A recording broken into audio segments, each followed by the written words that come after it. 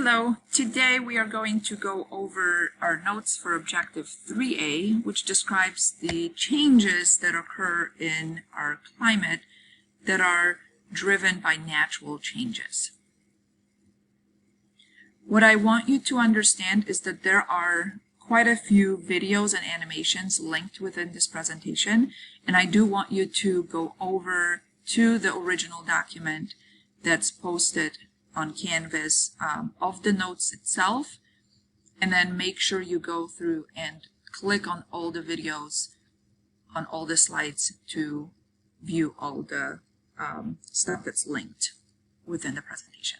So we're going to get started. We have recently talked about the changes in the environment that are caused by humans by increasing our releasing of carbon dioxide into the atmosphere. Today we are going to cover the natural occurrences that will lead to change in climate. The first thing we are going to focus on are the Milankovitch cycles. And Milankovitch was a Serbian mathematician and climatologist that focused his work on linking the climate and the level of solar radiation that is reaching the Earth, and it's retained within our system. So he actually identified three different cyclical changes that might be relevant and calculated the dates that those changes would take place, and to maximize the solar radiation coming towards the Earth. Those changes take some time between thousands to hundreds of thousands of years, and then those dates have been determined to coincide with the appearance of ice ages. So the first thing that he described was the change in the Earth's tilt. So currently we know that our planet is tilted.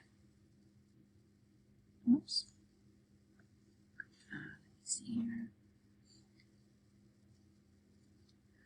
Our planet is tilted at a 23.5 degrees.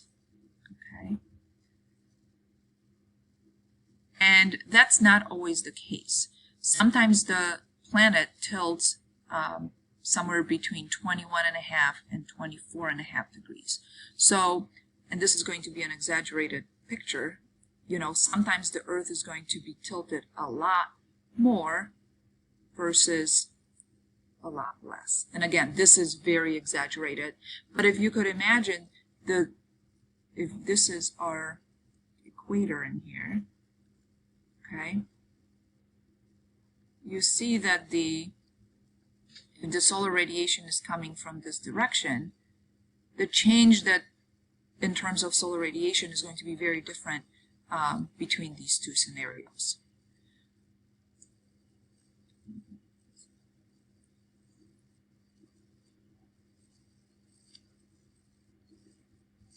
So when we increase the tilt of our planet, it is going to increase the total radiation that the higher latitudes will receive, because now we are exaggerating the incoming radiation in those higher latitudes.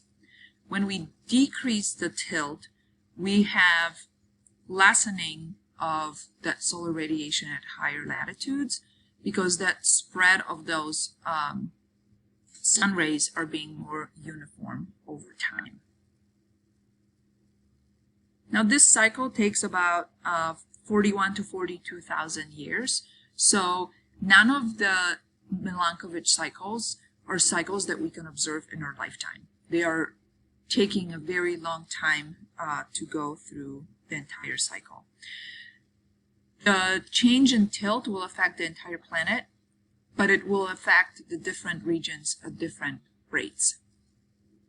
Again, if you are at higher latitudes, you are going to see those changes more being more profound than, let's say, if you're in the equatorial areas. The second cycle is the change in precession, or the wobble of the Earth. So currently, if we were to extend our axes coming out of our planet all the way up from the North Pole, we would land on a star known as Polaris. And Polaris is our northern star, and that's why we're using it for navigational purposes, because regardless of where the Earth is in its orbit, the North Pole will always point towards Polaris. Now, over time, that's not always the case, because Earth actually wobbles over time. And eventually, in about 14,000 years from now or so, our North Star is not going to be Polaris anymore. It is going to be Vega, because the Earth is going to wobble over time, and then the location of our North Pole that's going to be pointing towards its North Star is going to be in this location here, pointing towards Vega. So the Earth wobbles as it spins on its axis over time. So the effect on climate that we are going to be seeing, it's going to be dependent on the position of the Earth. Again, when we are closer to the sun, the climate will be warmer because we are going to be receiving more of that solar radiation. When we are further away, the climate is going to be colder because of the lesser radiation that we are going to be receiving. Again, the position on the Earth is going to be related to how much of that climate is going to be affected because of the different amounts of flow of solar radiation. Now, this cycle takes about 25,800 years. So again, not something that we can observe firsthand, and it will affect the entire planet. However, again, like in the first example of Milankovitch cycle, the regions that are in different locations on the planet are going to see those changes differently. The last of the three Milankovitch cycle relates to eccentricity.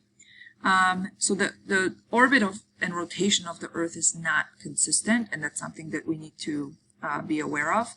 The orbit fluctuates from elliptical to almost circular, and that's what we call about, that's what we talk about it being more or less eccentric. And it also is subject to tilt changes. So like I mentioned in the previous Milankovitch cycles. So the Earth's orbit is going to vary from, say, this example, when it's very close to being circular, to one that's very stretched out like this. Okay, so the amount of sunlight that is going to be reaching, let's say in this location here, let me just change my color.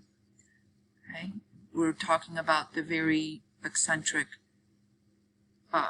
orbit, so it's going to be different here versus when we are in this location.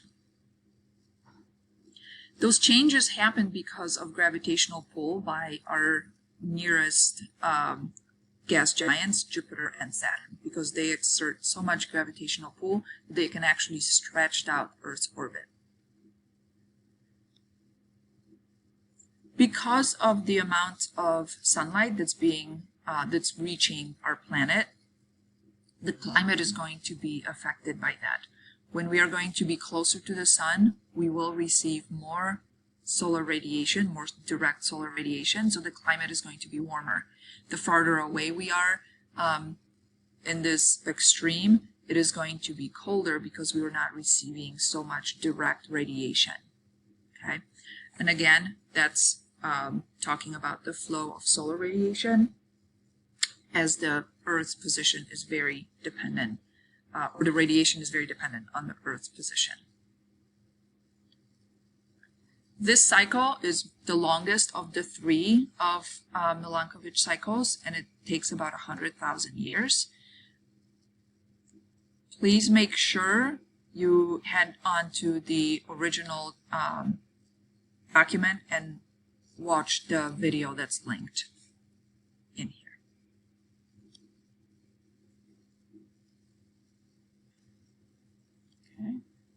Okay, the second example of our changes over long periods of time is the tectonic plate movements. You know that the core of our planet has a lot of radioactive decay still taking place, and that warms up the mantle. It releases all that energy and it will warm up the mantle.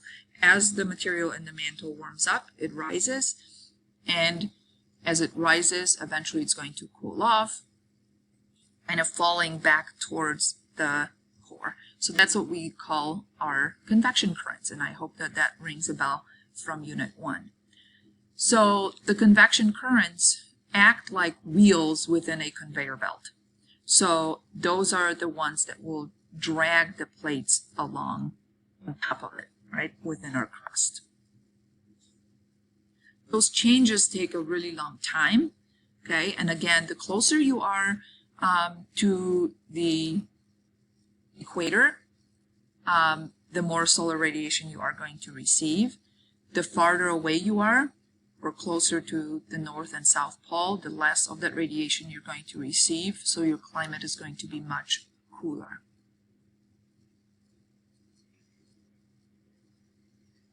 Tectonic plates will take millions of years to move around on a significant level. We can measure data and collect data and make predictions almost on a daily basis as to which way our plates are going to move, but it's not something that we can notice, in terms of changes on day-to-day basis.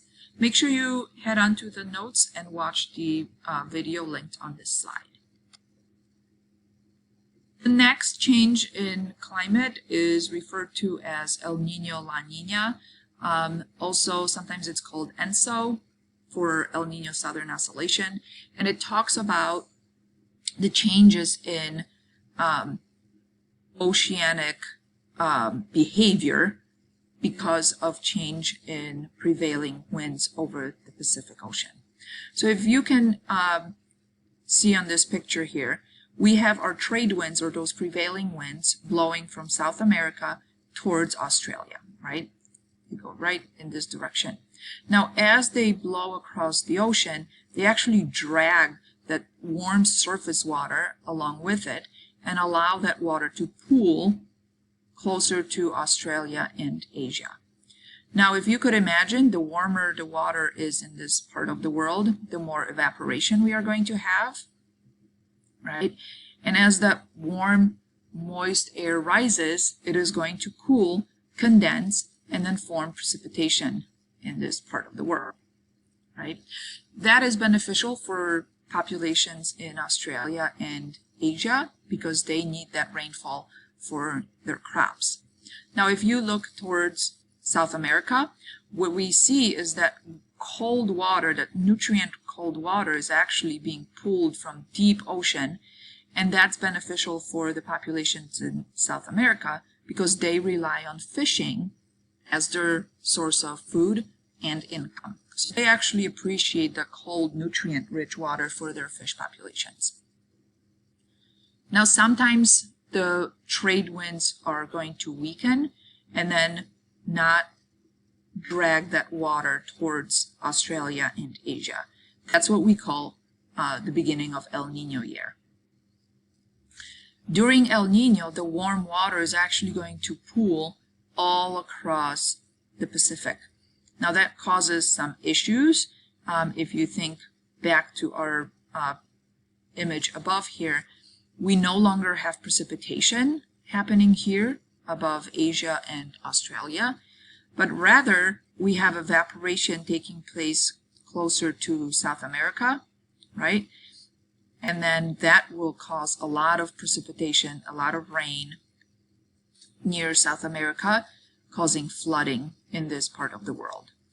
Also, we no longer have that cold water reaching the surface, so you see a lot of fish colony collapse because of the lack of nutrients. So during El Nino, the southern part of the United States will typically have wetter than normal conditions, and then the northern part is less stormy and milder than usual. During La Niña year or season, La Niña is the opposite of El Nino. It will flip, so you will have colder and stormier conditions to the north, and then warmer and less stormy conditions across the south. So you may see more drought situations in the southern regions of the United States. The flow of solar radiation is not affected by El Nino and La Niña cycles because we're not changing how much of sunlight we are receiving. Make sure you look at the two videos that are linked on this slide. They are pretty detailed in terms of explaining the El Nino and La Niña shifts. So normally your El Nino and La Niña cycles will take somewhere between, a year to up to 7 years where we can have that change in climate due to El Nino event. Our last naturally occurring change in climate is due to volcanic activity, and I hope that you can recall from the graphing activity that you have done where you graph the average global temperatures that volcanoes have actually a cooling effect on the global climate. Because of the eruptions, we see a lot of ash being spewed into the atmosphere.